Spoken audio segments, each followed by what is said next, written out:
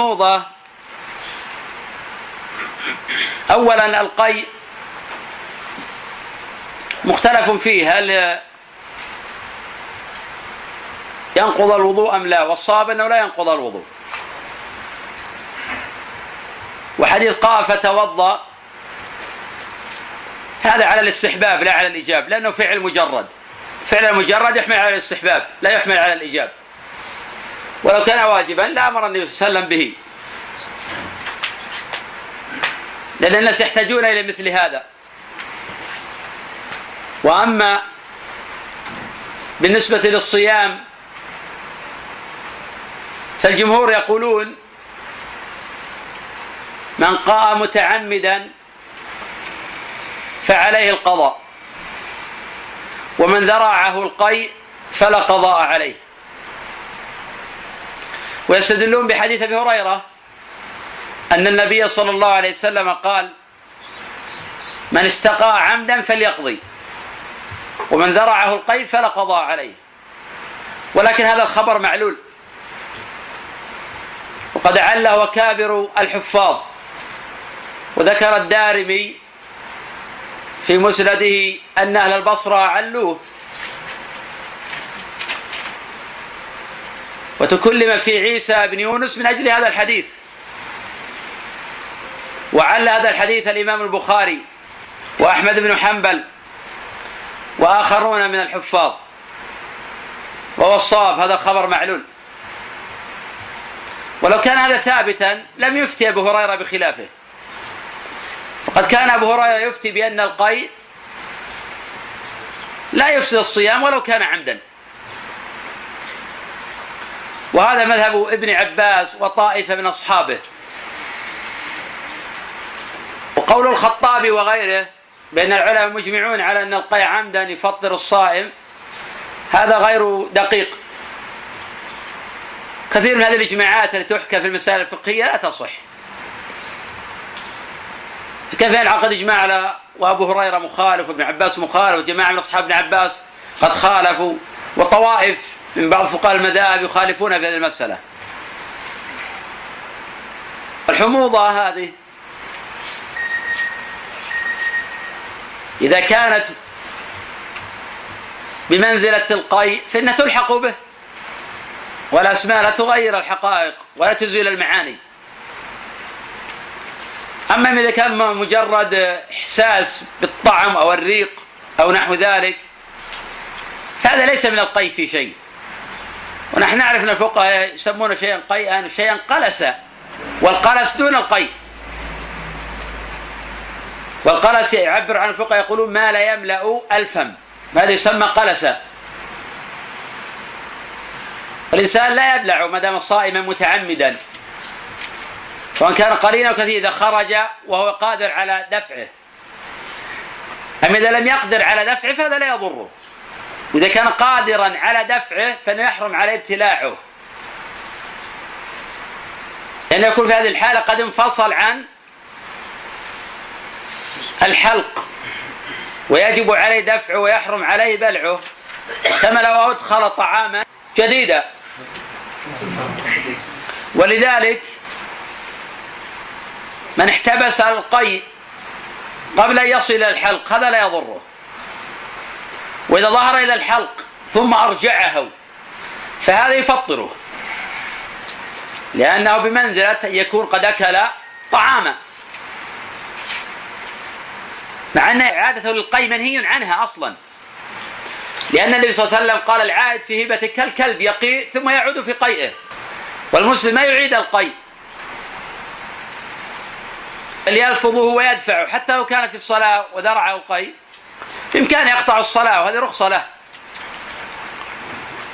ليصلح حاله وينظف نفسه. وإذا تلقاه بمناديل ونحو ذلك فلا بأس به، ولا رخصة له في ابتلاعه. فإن كان في صلاة وكان صائما وأخرج وظهر إلى الفم ثم ابتلع بطل الصلاة وبطل صومه جميعا. نعم. الله إليك الخطابي لما نقل الإجماع لعله إجماع أهل مذهبه، لا، هو الخطابي رحمه الله ما يقصد هذا في الحقيقة، لأنه قال أجمع العلماء، ولأنه لا يقصد إجماع بدليل ما يقصد إجماع مذهب الحنابلة متفقون على هذا المعنى، والخطابي شافعي، والشافعية يوافقون الحنابلة، والأحناف يوافقون المذاهب الثلاثة.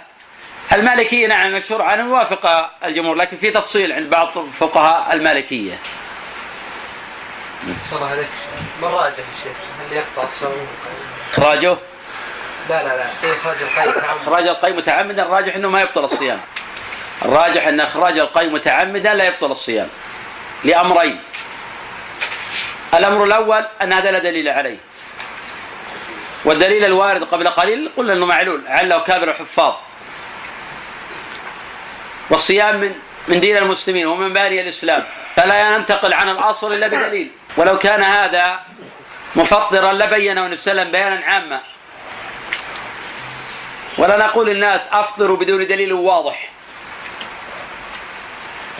الدليل الأمر الثاني أن هذا يخرج ولا يولج. قد قال ابن عباس الفطر مما دخل لا مما خرج،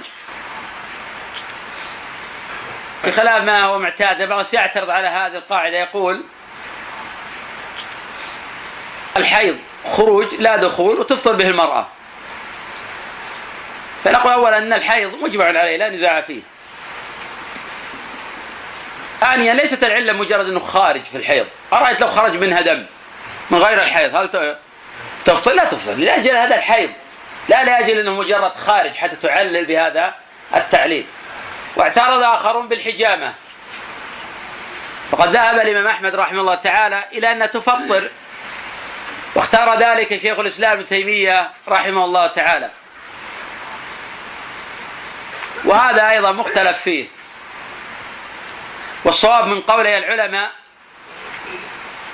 أن الحجامة لا تفطر الصائم، وإذا كانت تضعف في أثناء النهار فإنه يتقي ذلك. وقد قال عبد الرحمن ابن أبي ليلى حدثني بعض أصحاب النبي صلى الله عليه وسلم أن النبي صلى الله عليه وسلم نهى عن الحجامة والمواصلة للصائم ولم يحرمهما إبقاء على أصحابه. وفي البخاري قال حدثنا آدم ابن أبي ياس قال حدثنا شعبة عن ثابت البناني قال قلت لأنس أكنتم تكرهون الحجامة للصائم؟ قال لا، إلا من أجل الضعف. وكان ابن عمر يحتجم نهارا، فحين ضعف كان يحتجم ليلا. والأدلة على هذا المعنى كثيرة، ويدل على أن الحجامة لا تفطر الصائم. وفي البخاري أن النبي صلى الله عليه وسلم احتجم وهو صائم. وأما حديث أفطر الحاجم والمحجوم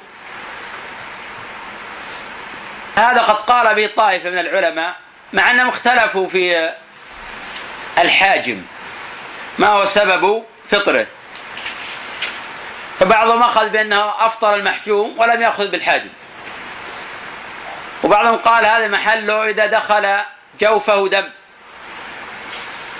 نتيجة السحب،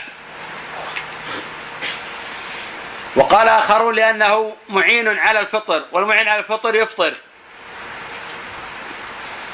وقيل غير ذلك. وعلى كل هذا الحديث الصواب أنه منسوخ بالأدلة المتقدمة، وهذا الذي ذهب إليه الإمام الشافعي رحمه الله، ويذهب إلى أن الحجامة لا تفطر الصائم. وعلى هذا فسحب الدم من الصائم في نهار رمضان لا يضره، لأن هذا خارج ولم يدخل جوفه شيئا. وقد جاءت الأدلة واضحة لأن المفطرات الأكل والشرب والجماع، هذا الذي ثبت بأنه يفطر. والحيض للمرأة ولا يختص بأنه يمنع من الصوم، يمنع الصوم والصلاة.